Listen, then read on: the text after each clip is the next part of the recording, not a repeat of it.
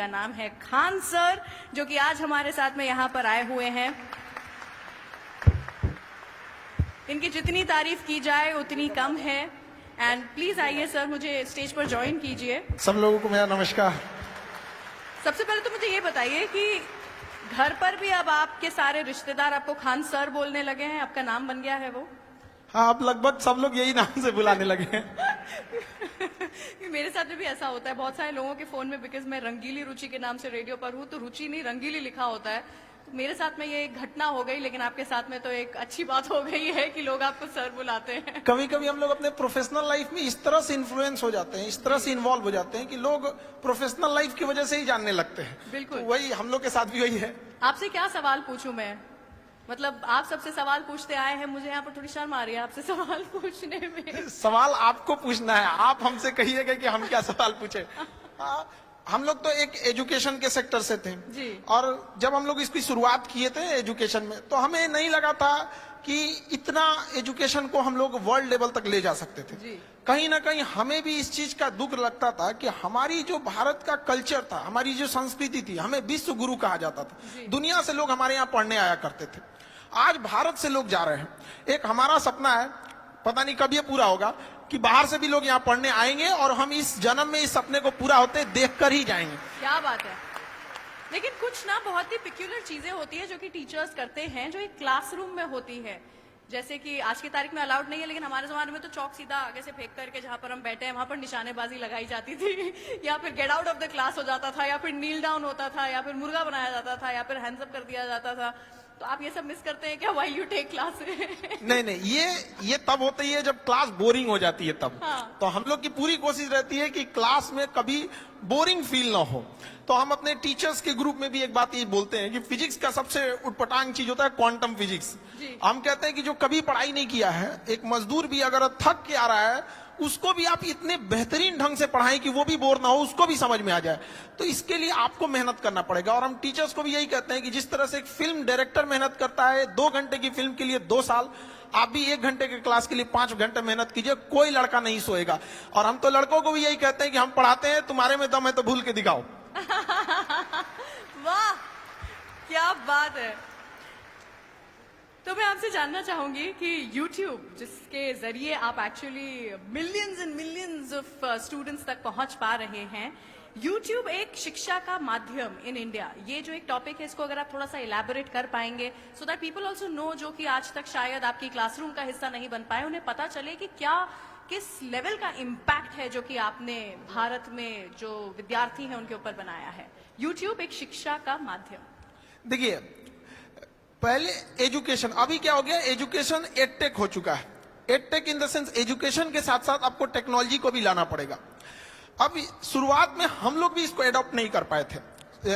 2019 के टाइम पे जब हमें कहा गया कि अब थोड़ा सा ऑनलाइन बताया जाए, तो चूंकि हमारे पास पटना में हम एक सेंट्रिक थे, वहां पे सबसे बड़ा क्लासरूम था, तो हमें लगता था कि लड़कों को हम यही पढ़ा रहे हैं। लेकिन उस समय जिन लड़कों को जगह नहीं मिलती थी तो कुछ खड़े रहते थे, जिन्हें नहीं मिल पाती थी वो घर लौटते थे। बाद में जब कोरोना आया तो मजबूरी में हमको आना पड़ा यहाँ पर, और कोई रास्ता ही नहीं बचा वहां पे। तो हम तो जैसे पहले पढ़ाते थे वैसे अभी भी पढ़ाते हैं, लेकिन पहले क्या था, एक क्लासरूम तक लिमिटेड थे, और अभी क्या है, यूट्यूब के माध्यम से हर जगह कोई भी देख सकता है। तो इससे कई फायदे भी हुए और कई नुकसान भी, मतलब फायदे ज्यादा हैं। अब जो पढ़ने वाला है वो डिस्ट्रैक्शन से कैसे बचता है, इससे ज्यादा फायदा स्टूडेंट्स को है। पहले क्या था, छोटे से क्लासरूम में टीचर्स उतना सिंसियर भी नहीं रहते थे। अरे 100 लड़के बैठे हैं, क्या दिक्कत है, अभी पूरी दुनिया देख रही है। और यही नहीं, जिंदगी भर वही रहेगा यहाँ पे। अगर कुछ भी अगर गड़बड़ निकला तो फिर तो पूरी व्यवस्था कर देगा। तो पहले के तुलना में पढ़ाई अब टीचर्स के लिए भी और मेहनत है, क्योंकि पहले तैयार करके आना है। पहले बोर्ड में ऐसे बना देते थे, अभी क्या है, स्क्रीन लगी रहती है, तो उस स्क्रीन पर क्या पीपीटी चलेगा, किस तरह के इमेजेस रहेंगे, वो पहले से लोड करने रहते हैं। तो ये लड़कों के लिए तो और बेनिफिशियल है। और यूट्यूब की एक खराबी है एजुकेशन के खास करके, यहाँ की सर्वाइवल ऑफ द बेस्ट होगा यहाँ पे, क्योंकि यहाँ ऑप्शन सबके पास है, कोई भी देख सकता है, कंपेयर कर सकता है किसी और से। तो जब तक हम यूनिक नहीं देंगे, सबसे बेस्ट नहीं देंगे, तब तक वो चीजें लड़कों को अच्छी नहीं लगेगी। और हमारी भी कोशिश यही रहती है कि कोई भी टॉपिक पे अगर कोई क्लास हमारा देख रहा है, जैसे लेट सपोज अभी यूक्रेन और ये रसिया चल रहा है यहाँ पे, तो हमारी कोशिश ये रहती है कि उस क्लास को देखने के बाद उसके पास कोई डाउट ना रहे। इट मीन्स कि उस एक बार लेक्चर देख लिया तो उसका पूरा का पूरा सिस्टम पूरी समझ में आ जाना चाहिए। तो यूट्यूब भी एक अच्छा माध्यम है। इसकी एक और सबसे बड़ी खासियत यह है कि सारे लड़कों को शहर में बड़े सेंटर्स पे पैसे की कमी से नहीं बुला के पढ़ाया जा सकता। आज भी गरीबी की वजह से पढ़ाई छूट रही थी। तो ऑनलाइन में ये हुआ कि एक बार सेटअप कॉस्ट है, उस पे कितने लड़के पढ़ेंगे ये कोई लिमिट नहीं है। तो इससे क्या हुआ ना कि हम क्वालिटी एजुकेशन एकदम सस्ते में पहुंचा सकते हैं। हम 6 महीने का कोर्स 200 रुपए में पूरे गांव-गांव तक पहुंचा सकते हैं। और पहले कहा जाता था गवर्नमेंट 100 रुपए देती है तो पब्लिक तक कितना पहुंच पाता है, 15 रुपए की 30 रुपए कितना पहुंच पाता है। लेकिन उतना हम इतना कहते हैं कि हम लोग जितना पढ़ाते हैं उसका 100% गांव के अंतिम छोर तक पहुंचता है। जहां सड़क नहीं पहुंची है वहां भी एजुकेशन एकदम उस क्वालिटी का पहुंच पाता है। ये तो यूट्यूब और ऑनलाइन की फायदा है। आप क्या बात है। ये तो वैसे मेरे सवाल थे, लेकिन वो क्या है, कोई ऐसा मैसेज जो कि आप देना चाहते हैं यहाँ पर आज इस मंच पर लोगों को बताना चाहते हैं, प्लीज बताइए। देखिए, एजुकेशन के सेक्टर में एजुकेशन स्किल, आज के टाइम पे स्किल बहुत ज्यादा जरूरी है। लेकिन हमारा एजुकेशन सिस्टम किस बात पे इंफॉर्मेशन लेते रहो। क्या पढ़ रहे हैं? भारत की राजधानी कलकत्ता से उठा के अंग्रेजों ने लेके गए दिल्ली, वो सबको याद है। 1911 में घोषणा किया, 1912 में लेके चला गया। ये नहीं पढ़ा रहा है कि क्यों ले गया। एक राजधानी बनाने के लिए क्या जरूरत होती है, क्या क्लाइमेट होना चाहिए, क्या कनेक्टिविटी होनी चाहिए। तो एक सिस्टम में जो चेंजिंग लाने की जरूरत थी, अब उसको और जरूरत है। तो ऑनलाइन के माध्यम से ये चीजें थोड़ी सी आसान हो जाती है। दूसरा, हमारे यहाँ एजुकेशन पे ज्यादा फोकस किया गया, जबकि आज का जो 5G का जमाना आ गया है, इसमें स्किल्ड की डिमांड है।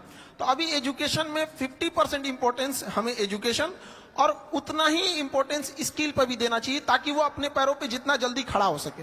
हमें एम्प्लॉय जो करंट एजुकेशन सिस्टम है उसके हिसाब से देखेंगे तो हमें ज्यादा अच्छे एक एम्प्लॉय मिल पाएंगे, बट एक ब्रॉड लेवल पे थिंकिंग वाली डेवलपमेंट करने की अभी भी जरूरत है। एजुकेशन में अब जैसे आजादी के इतने साल हो गए, लेकिन आज भी हम लोग स्ट्रगल कर रहे हैं कि क्यों नहीं हम डेवलप हो पा रहे हैं। तो इसमें अगर देखेंगे तो एक बहुत बड़ा मिसिंग चीज हम लोग छोड़ते हैं, विमेन्स को। गर्ल्स एजुकेशन को हम लोग छोड़ रहे हैं, और मेल जो है उन्हें लगता है कि अपने दम पे अकेले ही देश को लेके चले जाएंगे, और आजादी से लेके आज तक वो ट्राई कर रहे हैं। जिस दिन ये हमारे देश की विमेन्स और मेंस एक साथ आ गए ना, उस दिन देश को आगे बढ़ने से कोई नहीं रोक सकता है। और जब तक हम उन्हें छोड़ेंगे, हम तो आज तक भी मेहनत कर रहे हैं। तो अच्छा, गांव के शहरी क्षेत्र में ये चीज है कि लोग महिलाओं को पढ़ने के लिए भेज देते हैं, लेकिन गांव में अभी भी ये चीजें हैं, वो नहीं भेजना चाहते। हमारे यहाँ शुरुआत में जब गर्ल्स पढ़ने आती थी तो उनके गार्जियन आते थे और ये रिक्वेस्ट करते थे कि सर, मतलब घर से बाहर कोई दिक्कत तो नहीं होना चाहिए। आज लड़कियों की संख्या क्लास में हम लोग देखते हैं इतनी ट्रेमेंडसली ग्रो की है कि गार्जियन लोगों को भी, कई बार हम लोग के पास गार्जियन आते हैं, उन लोग हमसे कहते हैं कि सर यहाँ पे लड़कियां पढ़ रही हैं, कोई दिक्कत तो नहीं होने वाला है। हम लोग उनके लिए पूरी प्रॉपर व्यवस्था रखते हैं, और कहते भी हैं लड़कियों से कि जो माँ बाप अगर आपको पढ़ने भेजे हैं तो समाज से लड़के भेजे हैं, आपकी जिम्मेदारी ज्यादा बनती है। और अगर आप खाली हाथ गाँव लौटिएगा तो आप उन 100 लड़कियों का रास्ता रोक दीजिएगा जिनके माँ बाप पढ़ने के लिए भेजना चाहते थे। इसलिए ज्यादा जिम्मेदारी से पढ़िएगा। और लड़कियों के अंदर ये होता है, वो जॉब के बाद भी वो काफी ईमानदारी से अपने वर्क को करती हैं। हम जो छोटे से पटना से हम स्टार्ट किए थे, धीरे धीरे जब ग्लोबली हो गया तो हमें अब इंडिया के बाहर भी अपने सेंटर्स डालना है बहुत जल्दी इस चीज को, क्योंकि मेरा सपना है विश्व गुरु भारत को एक जगह जहां ले जाना था। तो कारपोरेट ऑफिस जब हम लोग ने दिल्ली में डाला तो वहां 200-250 एम्प्लॉय जब आए तो वहां हमको एक चीज फील करने को होता था कि जहां 10 लड़के बैठ जा रहे थे वहां कुछ अपनी गपशप भी करने लग रहे थे। कभी डिसिप्लिन की इशू आ रही थी, कभी कोई कैसे आ जा रहा था। तो हम लोग सोचे कि इसको परेशान हो गए थे समझाते समझाते। आप बिलीव नहीं कीजिए, बिना मेहनत वो सॉल्व हो गया एक दिन के अंदर।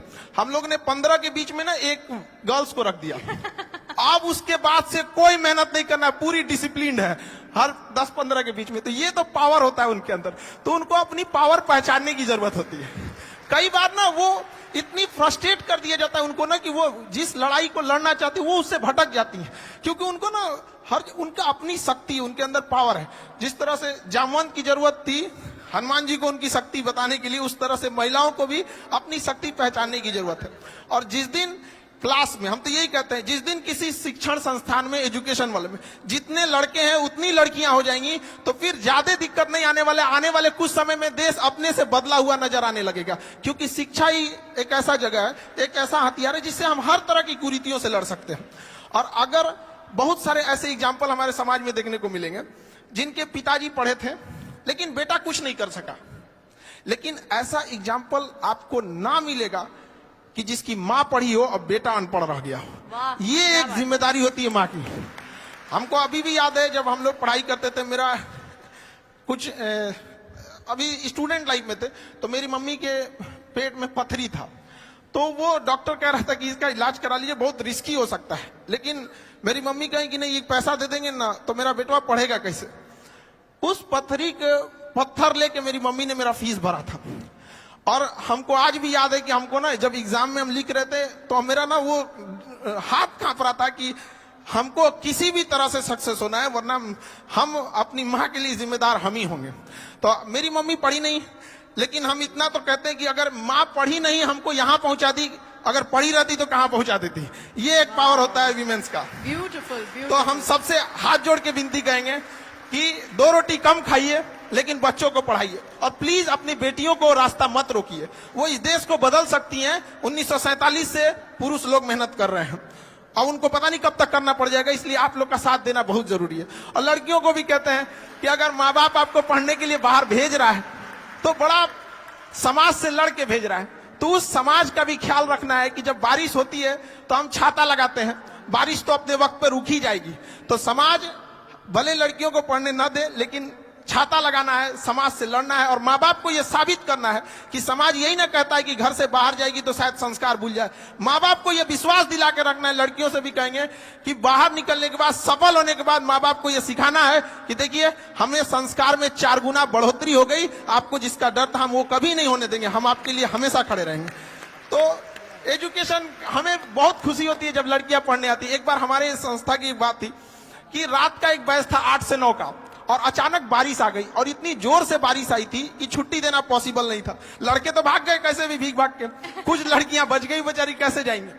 तो हम उस समय कुछ बस वगैरह जहां तहां से इंतजाम करा के उनके हॉस्टल भेजे कि जिनका इधर है, और लगभग 11 बज गए। उसके कुछ दिन, 1-2 दिन बाद उनके गार्जियन आए और थैंक्स कहे कि सर आप इतना किए एजुकेशन के लिए। तो हमें उनसे कहे कि नहीं, ये आपकी गलतफहमी है कि हम इन लड़कियों के लिए या आपकी बेटियों के लिए किए। हम उनके लिए कहें कि जिनके अंदर देश बदलने की क्षमता है। हम जो भी किए ये उन लड़कियों के लिए किए जिनके सही में, जिनके अंदर देश बदलने की क्षमता रहेगी। तो एजुकेशन के लिए हम जरूर कहेंगे कि इस जगह में थोड़ी सी कमी होती है, तो लड़कियों को आगे जरूर बढ़ाया जाए। मैं मतलब आई डोंट हैव वर्ड्स, शब्द नहीं है मेरे पास यहाँ पर अब कुछ कहने के लिए। आपको कितने एम्प्लॉयज हैं अब आपके पास, आप बता रहे थे? अलग अलग सेंटर पे अलग अलग हैं, बट जिस सेंटर का हम एग्जांपल दिए हैं लगभग उसमें 250 से 300 है। इंडिया में देखें तो मतलब कुल मिला के आपके पास कितने हैं? खान सर द ब्रांड के पास में कितने एम्प्लॉयज हैं? अभी तो हम लोग 250 से मतलब 400 के आसपास है, बट इसको बहुत जल्दी हम लोग और ब्रॉड लेके जाएंगे। 400 के आसपास नहीं होता है, 400 लोग हैं जो कि आपके साथ में इसमें जुड़ गए हैं। It's amazing. This is another level of responsibility जो कि आपने अपने कंधों पर ली है, जिम्मेदारी ली है कि आप इतने लोगों को अपने साथ में जोड़ रहे हैं, उन्हें भी आप काम दे रहे हैं अलॉन्ग विद पढ़ाई। It's beautiful. आपने मुझे जो आज इंस्पायर किया है मैं बता नहीं सकती हूँ। This is going to go a very very long way. Thank you. और जो 2 आंसू मुझे यहाँ से बैठ करके खड़े होकर के आपकी आंखों में दिख रहे थे, वो भी मुझे हमेशा याद रहेंगे। Thank you so much. Thank you. Thank you. Thank you. Corporate social responsibility की जब बात आती है तो बहुत बड़ी जिम्मेदारी हो जाती है, क्योंकि महज ये एक पैसा और फंड रिलीज का नहीं, बल्कि एक समाज में सकारात्मक बदलाव लाने की बात होती है। सीएसआर फंड की अगर जो हम बात करें तो सबसे ज्यादा सीएसआर फंड होता है वो एजुकेशन में खर्च होता है, दूसरे नंबर पर हेल्थ आता है, और इसी तरह से तमाम बहुत सारे सेक्टर्स हैं। एजुकेशन की बात हो और खान सर का नाम ना हो तो ये हो ही नहीं सकता। The CSR journal excellence award के मंच पर खान सर बतौर यूथ आइकॉन इनको नवाजा गया। हमारे साथ खान सर मौजूद है। सर एजुकेशनिस्ट हैं आप, सीएसआर और एजुकेशन को बिल्कुल अलग से नहीं जोड़ा जा सकता, मतलब इसको अलग नहीं किया जाता, इसको जोड़कर ही देखना जरूरी है। सर कैसे और क्या? देखिए सबसे पहले तो जो आपका ये CSR जनरल जो आप लोगों ने इधर ऑर्गेनाइज किया, ये सबसे सैल्यूटेबल वर्क है आप लोग का, क्योंकि जो कंपनियां इतने हैवी टैक्स रेट, देखिए GST, इनकम टैक्स, इस सब के बावजूद अगर कोई अपने उसमें से CSR के लिए अलग से फंड निकाल रहा है, इट मीन्स वो उसके लिए भी उसको आप लोगों ने जो अप्रिशिएट किया, ये बहुत बेहतरीन काम है। और जो CSR फंड को जो एजुकेशन की ओर ले आया जा रहा है, इसमें से वुमेन एजुकेशन है, जो महिलाओं के लिए एजुकेशन है, और खास करके रूरल एरिया में इसमें फंड करने की काफ़ी ज़्यादा ज़रूरत है। सर, एजुकेशन में आप काम करते हैं, आप कुछ अपील करना चाहेंगे कॉर्पोरेट के साथ कि कुछ आपके साथ कुछ वेंचर हो, कि क्या क्या अपील करेंगे? अपील ये है कि देखिए एजुकेशन को, मतलब एजुकेशन एक सबसे लोएस्ट प्राइस पे होना चाहिए, खास करके इंडिया जैसे देश में। हमारे यहाँ एजुकेशन बहुत शुरुआत से बहुत पीछे रह गया एजुकेशन। तो कारपोरेट जो फंड्स आते हैं उनको एजुकेशन में अगर वो ले आके इसका सदुपयोग करते तो अच्छी बात है। हम भी यही कहेंगे कि एजुकेशन पे ध्यान देना चाहिए। एक्चुअली ये होता है क्या कि एजुकेशन में इंफ्रास्ट्रक्चर और कैपिटल इन्वेस्टमेंट बहुत ज्यादा आता है और तुरंत इनकम नहीं देता है। वो उसका आउटकम बहुत लंबे समय बाद दिखता है। अगर कोई यूनिवर्सिटी है या कोई कॉलेज है, कोई इंस्टीट्यूट है, तो कम से कम उसको 5-10 साल मेहनत करना पड़ेगा, तब उसका एक आउटकम दिखेगा। तो इस वजह से बहुत सारे लोग ना जो कम समय में आउटकम चाहते हैं, वो लोग इससे भागने लगते हैं। तो एजुकेशन को भी, इस CSR को भी इस सेक्टर में एक और बेहतरीन ढंग से देखने की जरूरत है। सर, एजुकेशन की बात करें तो सिर्फ यही होता है कि किताबी पढ़ाई, स्किल डेवलपमेंट भी एक एजुकेशन होता है जहां पर CSR का अच्छा खासा फंड इस्तेमाल होता है। सर, इसको और बाइफरकेट कैसे किया जाए ताकि CSR का जो पैसा है वो बहुत अच्छी तरह से यूटिलाइज किया जा सके? मतलब एजुकेशन में क्या क्या हो सकता है?